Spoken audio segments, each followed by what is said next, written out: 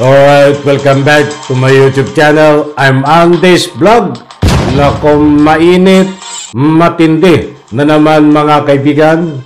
Itong ating tatalakayin tungkol dito sa Gentleman Agreement. Sa wakas, mga kaibigan, inamin na, kumpirmado na nagkaroon ng Gentleman Agreement sa panahon po ni Digong. Naku, nagkalabasan na. Sabi ko sa inyo, walang baho na hindi mabubunyag, walang tinatago, walang lihim na hindi po mabubunyag, lalo't po ito ay illegal, mga kaibigan. Iyan po lahat ang ating tatalakayin at marami pang iba.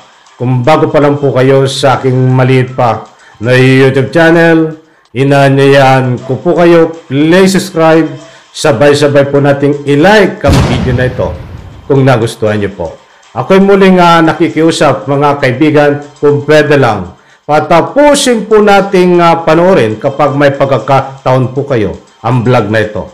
At nang sa ganon, lubos po nating maunawaan. Kaibigan, eto, palakpakan mo na, talagang mukhang nagkakalaglaga na dito sa mainit ho na usapin na Gentleman Agreement. At nagkaroon nga siya ng matindi. Ito yung last conference niya last night na minura niya tungkol dito sa Gentleman Agreement ang ating kasalukuyang Bongbong Marcos. Naku po, hindi ko na nga may hawak akong video na nagmumura, but ayaw ko na ipakita sa inyo. But dahil hindi ko kapupulutan ng aral. Parang masama ho ang epekto. Lalo na may nanonood po sa atin na alam ko may nanonood sa ating minor de edad ay hindi po akma para mapanood po nila. But bibigyan po kayo ng pahapyaw dito sa pagmumura bago tayo dumiretso. Dito sa bago ko sa inyo ipakita, iparinig ang ebidensya na nilaglag ng bansang China.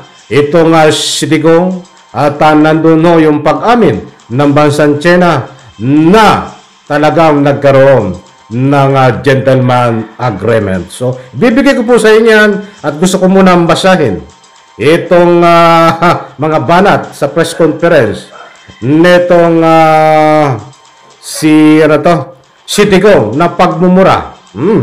Pagmumura dito sa kasalukuyan nating Presidente Bongbong Marcos. Ito, maikli lang po ito. Sabi niya, kaya kinatkat ko, yung ibig sabihin pinutol ko, kasi grabe na yung mura niya ayaw ko mag-insulto. Inumpisahan mo. Kung tinawagan mo sana ako, di ka nakatanggap nito. Ikaw, PI. Alam mo na ibig sabihin ng PI yun ay nagmumura. Hindi ka nakatapos hanggang second year college ka lang. Hindi ko sinabi, hindi ko na binasa yung meaning ng PI mga kaibigan, di ba?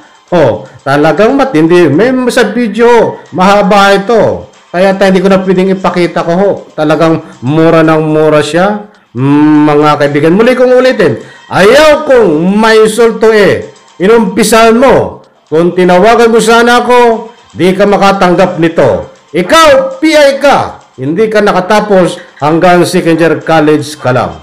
Yan po ay pinatutungkol dito kay kasalukuyang Pangulo natin ng bansang Pilipinas. Ay inumpisahan daw ng ating Pangulong Bongbong Marcos tungkol dito sa usapin ng Gentleman Agreement. Bakit hindi daw tinawagan itong si Digong ni Pangulong Bongbong Marcos regarding dito? Sa ika nga po usapin ng Gentleman Agreement. Abay, talagang ang taas ng tingin sa sarili niya, di ba? Presidente, tatawag sa iyo. Ay common sense naman, naging presidente ka. Naging presidente ka. Ay, dapat alam mo ang kalakaran. Talagang, parang ang gusto niya pa rin ay siya ang naghahari, siya ang masusunod. dito sa ating bansang Pilipinas, kahit hindi na siya presidente, ganyan ba gustong palabas, hindi ko? At inumpisahan, maliwanag, inumpisahan, di ba no? Inumpisahan ni Bongbong Marcos itong issue po ng gentleman agreement. Sino ba nag-umpisa dito? Anak ng katakot-takot, babalik ta rin upanta ang presidente. Siyempre, niloloko mo ang taong bayan. Maliwanag po mga kaibigan na inumpisahan daw ni Bongbong Marcos ang usapin dito sa gentleman agreement. Ang maliwanag po dito ang nag-umpisa ay itong si Harry Roque, Attorney Harry Roque. Itong bata ni Digong. Ay nagpakalat ba naman at umamin na mayroon gentleman agreement? Kaya pala, at mamaya natin tatalakayin kung ano ang epekto ng gentleman agreement. Kaya medyo hanggang tumagal ay nabuksan ho ito at mainit na usapin dahil hindi na ho maganda ang nilalaman ng gentleman agreement. Mamaya po natin tatalakayin yan, mga kaibigan. May oras pa ba tayo? Okay, meron pang oras, Di ba mga kaibigan? Maliwanag po na panlilito ang ginagawa nito si Digong na gusto pa rin maghari kahit wala na sa posisyon. Dito sa sinasabi niya, napasama pa hanggang second year college. Itong kasalukuyan nating presidente, saka po natin tatalakayin yan. Itong mga college na sinasabi niya, mga degree. Di ba? Parang nagkaroon ng list ng issue. Okay, bilisan na natin dito naman sa mga banat. Sa banat ho ng China. At kinumpirma ho ng China na nagkaroon ho ng gentleman agreement. So, nagkakaroon po ng laglagan. Paano yan, Digong? Naika nga po itong sinasabi mo na walang gentleman agreement. Ay mismong umamin na ang bansang China na nagkaroon ng usapin dito po sa gentleman agreement. Eto, mga kaibigan. Ang sabi ni Digong, I have not entered into any gentleman's agreement whatsoever. Yan po ang pahayag nitong former President Rodrigo Duterte, mga kaibigan. Sumagot ito po ang China. Ano sabi po ng bansang China? Ito po ang sinasabi. During the Duterte administration, China and the Philippines reached a gentleman's agreement. Galing po itong pahayag na ito sa Foreign Ministry spokesperson na si Mao Ning, mga kaibigan. So, kumpirmado, mga kaibigan, na itong pahayag ng bansang China na mayroon nga po. Ay, paano yan? Talagang nilalaglag ka na, Digong, nitong iyong mga kaibigang bansa. Itong iyong pinapanginoon na bansa ay nilalaglag ka na. Dahil maliwanag yan na nasa kanila ang pag-amin na talagang mayroon. But noon pa man ay ikaw ay tumatanggi, subalit mayroon kang pag-amin, kaya lang ay malayo po dito sa gentleman agreement na usapin bagkos nagkakaroon ka ng paglilihis na isyo. Tatalakayin po natin yan. Itong umaamin siya, but nililihis po ang mga isyo. Para hindi tayo maging rumble. Di po ba? Kayong mga kaibigan, bilang kabahagi, bilang isang tunay na mamamayan at karapatan din nyo po magpaabot ng inyong salubin tungkol dito na mismong bansang China na kumpirmado ang ika nga po ay nagpatotoo na mayroon nga na ika nga po ay gentleman agreement. Ano po ang masasabi nyo po dito? Any reaction? Pwede po kayo mag-iwan ng inyong public opinion. Ay, nung kapanahon na ni Digong, alam niyo, sinasabi nga ng China, ito ay gentleman agreement. Bakit nangyayari po yun, mga kaibigan?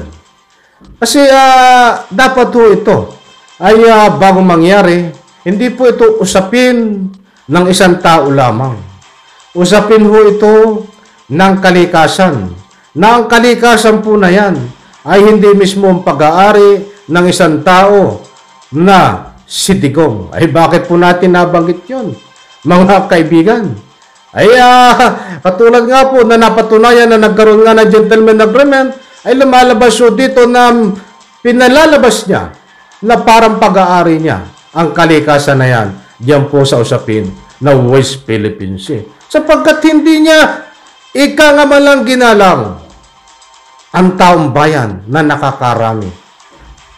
Siya lang ang nakakaalam kung ano man ang nakapaloob dito sa gentleman agreement. At bakit niya ginawa yun? Alam nyo, hindi natin matatalaka ito ng lubusan dahil kukulangin tayo sa oras. Kung mag-analisa po tayo at kung magbabasyo tayo sa takbo na nangyayari po dito sa usapin ng gentleman agreement, ay napakasama ho ng epekto sa ating bansang Pilipinas. Pumapasok po diyan yung sinuko mo ay kaunti na teritoryo na laman ay tubig diyan po sa West Philippine Sea sa bansang China. Bakit po natin nasabi yun na sinuko ni Digong? Isang uri ng pagtatraidor sapagkat mismo lumalabas so dito sa gentleman agreement mismo ang bansang Pilipinas sa bansang teritoryo natin diyan po sa usapin na po West Philippine Sea ay wala pong magawa ang ating kapwa Pinoy na pupunta diyan dahil nagkakaroon po ng harassment. Mga kaibigan, nasa sarili tayong bansa ang inaapakan natin. Subalit hindi po natin maapakan ng dahil po sa gentleman agreement. Mga kaibigan, yun ang gusto ko pong ipunto. Kaya't ngayon pa man, at ito'y matagal na nating sinasaliksik at pinag-aaralan, hindi naman po lingid sa inyong kalaman ang epekto nitong gentle agreement ni Digong nung kapanahonan niya ay napakasama po ang epekto. Sinuko niya ang teritoryo ng ating bansang Pilipinas na kaunti. Bagamat po't kaunti lang yan, na po hindi buo ng Pilipinas, ay bahagi po natin yan. Kabahagi ng ating bansang Pilipinas. Bakit mo isusuko yun? Mga kaibigan, bakit ko po nasabing isuko?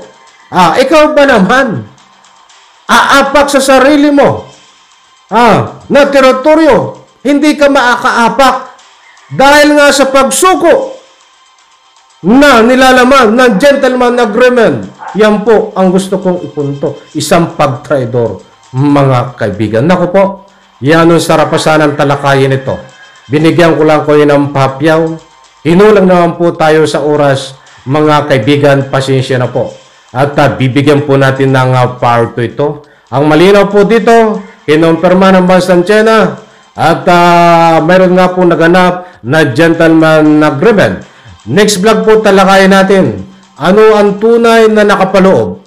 Bagamat yung iba ho ay pinapihawang ko, tinalakay natin ng kaunti, but hindi po yun ang buong pagtatalakay natin. Alam kong nabitin kayo at nabitin ako. Muli po sa next vlog natin, bigyan po natin ng part 2 ito. At diyan po sa comment section, huwag nyo pong kalimutan magbigay ng anumang public opinion. Iyan po ay buong puso nating nilerespeto. At siyempre, ini-spread po natin yan. Bilang ho, kasama ko na kayo dito sa ating pakikipaglaban, sa ating pagtatalakay tungkol ho sa nga po'y buong katotohanan, mga kaibigan. Muli po, pagpalain po tayo lahat. Bye-bye. Palapakan.